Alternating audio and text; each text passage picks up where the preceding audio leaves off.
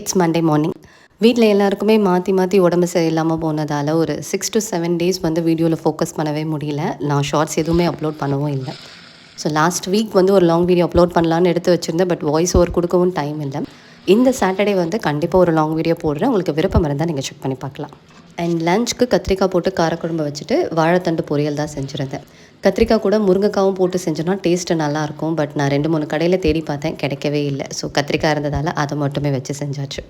எனக்கு இந்த சாம்பார் காரக்குழம்பு எல்லாத்துலேயும் வந்து நெய் மிக்ஸ் பண்ணி சாப்பிட்றதுனா ரொம்ப ரொம்ப பிடிக்கும். ஸோ எனக்கு மட்டும் தனியாக எடுத்துகிட்டு போகும்போது ஒரு ஸ்பூன் நெய் ஆட் பண்ணிக்கிட்டேன்.